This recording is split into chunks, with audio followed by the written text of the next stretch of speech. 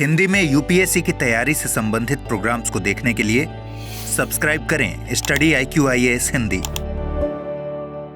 दोस्तों, अमेरिका और रूस के बीच में जो अप्रत्यक्ष तौर पर घमासान लगातार बना हुआ है, उसमें एक नया मोड़ आने की स्थिति बन रही है।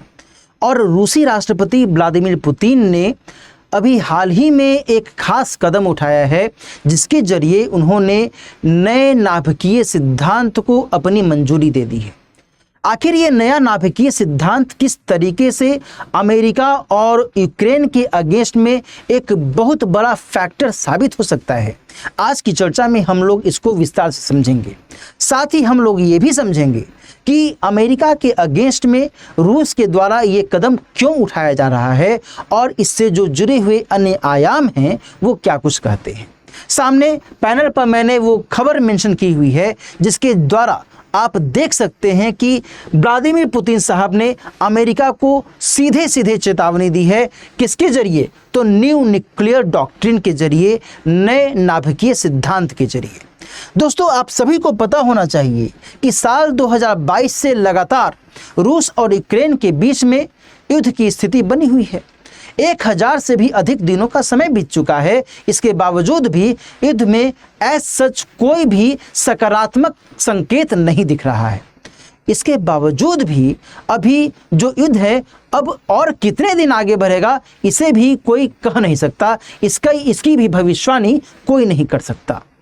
इसके पीछे की कई सारी वजहें हैं और उन वजहों में अमेरिका की जो स्थिति है वह भी बहुत बड़ी भूमिका अदा करती है। दोस्तों, लगातार अमेरिका और अन्य पश्चिमी देशों के द्वारा यूक्रेन को प्रत्यक्ष और परोक्ष तौर पर इस युद्ध में सहायता की जाती रही है, समर्थन दिया जाता रहा है। यहाँ पर ध्यान रखिएगा कि अमेरिका ने रूस के अगेंस्ट में यूक्रेन को कई सारे हथियारों की सप्लाई की है और यहाँ तक उसे कहा कि आप इसका इस्तेमाल कीजिए, लेकिन कुछ सीमाएं भी लगाएं, कुछ लिमिटेशंस भी रखे। लिमिटेशंस इस आधार पर रखे कि आप इसका इस्तेमाल रूसी धरती पर मत कीजिएगा। क्यों? क्योंकि रूस के अगेंस्ट में आप इसका इस्तेमाल कीजिएगा रूसी धरती पर, तो रूस बौखला सकता है और वो और अधिक विकराल रूप धारण कर सकता है। और अभी यही स्थिति सामने आ गई है। कहने का मतलब ये कि अमेरिका ने यूक्रेन को कुछ खास हथियारों का इस्तेमाल रूसी धरती पर करने की मंजूरी दे दी है। अच्छा, कौन से हथियार? तो यहाँ पर इस हथियार का नाम है बच्चों ATACMS। इसका नाम क्या है? इसका नाम है आर्मी टैक्टिकल मिसाइल सिस्टम। ये बहुत खतरनाक गतिविधियां अपना सकता है। कैसे? लगभग 300 किलोमीटर तक यह मारक क्षमता रखता है।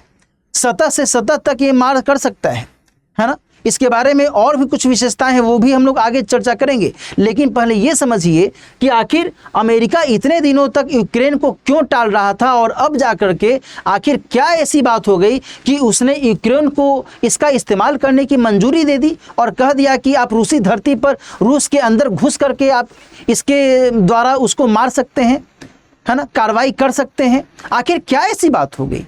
यहाँ पर ध्यान रखिएगा कि रूस को सहायता मिलनी शुरू हो गई है उत्तरी कोरिया के द्वारा।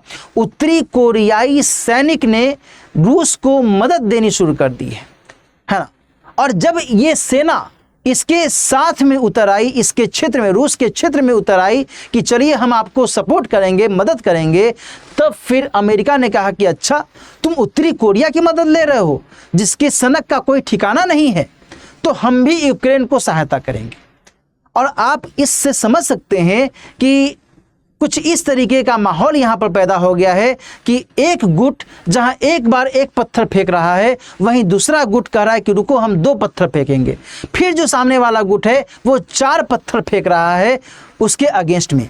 तो ये जो घमासान है, अब आपको क्या लगता है कि ये अब रुक सकता है या फिर इसमें और अधिक जो त्रासदी की स्थिति है और अधिक देखी जा सकती है? और इस त्रासदी का भुक्तभोगी कौन होगा, ये कहने वाली बात नहीं है ना। ऑब्वियसली जो आम जनता है वही इसकी भुक्तभोगी होगी, जो वैश्विक आर्थिक व्यवस्था है वो इसकी भुक्तभोगी होगी। है ना। तो ये स्थितियां दोस्तों ध्यान में रखिएगा, ये अपने आप में बहुत महत्वपूर्ण है। ये स्थितियां तब पैदा हो रही हैं जबकि G20 शिखर सम्मेलन का आयोजन किया गया, जबकि अमेरिका और रूस दोनों ही G20 शिखर सम्मेलन में शिरकत किए। हालांकि व्लादिमीर पुतिन ने इसमें शिरकत नहीं की, वो विदेश मंत्री जी को भेज दिए थे, है ना। अमेरिकी राष्ट्रपति तो आए थे, व्लादिमीर पुतिन नहीं आए थे। लेकिन इसके बावजूद भी आप समझ सकते हैं कि इतनी बड़ी बैठक का आयोजन किया गया, इतना कुछ हो हल्ला मचा कि G20 और उसके बावजूद भी ये जो एक स्टेप उठाया जा रहा है इन दोनों देशों के कंटेक्स्ट में कितना अधिक खतरनाक है ना। तो ये इस चीज़ को यहाँ पर ध्यान में रखने की आवश्यकता है। रूस ने जो नए नाभिकीय सिद्धांत की बात कही है उसमें उसने सीधे सीधे कहा है कि यदि यूक्रेन सशस्त्र बलों के द्वारा पश्चिमी गैर परमाणु रॉकेटों का उपयोग किया जाएगा तो आप रूस को परमाणु प्रतिक्रिया करने के लिए बाध्य करेंगे, यानी कि रूस परमाणविक हथियारों का इस्तेमाल करने से बाज नहीं आएगा। ये बातें रूस के इस नए नाभिकीय सिद्धांत में कही जा रही है। Getting it? अच्छा, अब दोस्तों यहां पर समझिएगा, जिस AMACMS की हम लोग बात कर रहे थे उसकी मारक क्षमता किस तरीके से और किस तरीके से उसको लॉन्च किया जा सकता है ये हम लोग एक एक करके देख लें। तो MLRS यानी कि मल्टीपल लॉन्च रॉकेट सिस्टम और high mobility artillery rocket system, इन दोनों सिस्टम के जरिए इसको लॉन्च किया जा सकता है। और जैसा कि मैंने आपको बताया कि लगभग 300 किलोमीटर तक ये अपना दायरा रख सकता है। रूस के इन खास क्षेत्रों में ये मार कर सकता है और इससे रूस को नुकसान हो सकता है और निश्चित तौर पर ये रूस के लिए सही संकेत, शुभ संकेत नहीं है। दोस्तों यहाँ पर ध्यान रखिएगा कि जो उत्तरी कोरियाई सेना है वो रूस के इस पार्टिकुलर रीजन में, जो ये कुर्स्क रीजन है, यहाँ पर ये अभी तैनात हुई है और इसी को लेकर के अमेरिका के द्वारा यूक्रेन को जो ये मिसाइल प्रणाली है ये सौंपी गई है ना। और कहा भी गया है कि आप रूस के अंदर तक मार कर सकते हैं। आप समझ सकते हैं ना, अंदर तक मार करने की स्थिति में वो क्या कहना चाहता है। Getting it on out.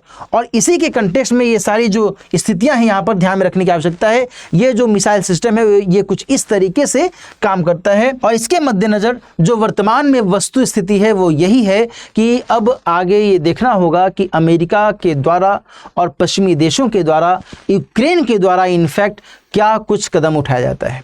क्या वो रूस के इस धमकी का जवाब देंगे या फिर रूस के इस स्टैंड को लेकर के कुछ बेहतर, कुछ सकारात्मक कदम अपनाएंगे। ये तो आने वाले समय में ही पता चल सकता है। जैसा कुछ होगा उसके अकॉर्डिंग हम लोग आपको अपडेट भी करेंगे।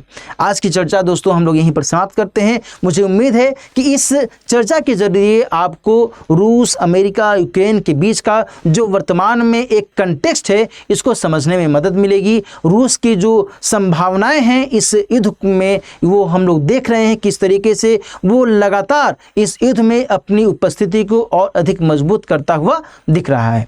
आगे आने वाले समय में जैसा भी होगा उसको लेकर के फिर से हम लोग बातचीत करेंगे। इसके साथ साथ मैं आपको ये भी बता दूं कि यदि आप सिविल सेवा परीक्षा की तैयारी कर रहे हैं और आप चाहते हैं कि बेहतर से बेहतर तरीके से जीएस के पाठ्यक्रम को पूरा करें तो आपका स्वागत है इस खास बैच में। 25 नवंबर से सुबह में 8 बजे से इस बैच की शुरुआत की जा रही है। इसके अंतर्गत यदि आप इस बैच को ज्वाइन करना चाहते हैं तो फिर दिलीप लाइव कोड का इस्तेमाल करते हुए इसमें एडमिशन ले सकते हैं मात्र 28,999 रुपए में। ध्यान रखिएगा कि इस बैच में जीएस के सभी पाठ्यक्रम को बहुत ही सिलसिलेवार तरीके से कवर करवाया जाता है। 2.5 से 3 घंटे की लगातार कक्षाएं होती हैं और आपका नियमित रिवीजन होता है। आप नियमित तौर पर टेस्ट में अपीयर होते हैं ताकि आपका सही तरीके से मूल्यांकन होता रहे और आपको एक मेंटरशिप के द्वारा बेहतर से बेहतर सपोर्ट भी दिया जाता है। तो ये सारी सुविधाएं इस खास बैच में हैं। यदि आप इस बैच को ज्वाइन करना चाहते हैं तो जल्द से जल्द इसमें एडमिशन लीजिए।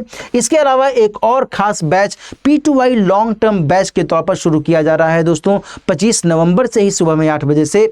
जो भी ऐसे कैंडिडेट 2028 या 2027 को लेकर के टारगेट कर रहे हैं उनके लिए बहुत ही महत्वपूर्ण बैच है। वो इसलिए क्योंकि बेसिक से लेकर के एडवांस लेवल तक की इसमें पढ़ाई आपको मिल सकती है।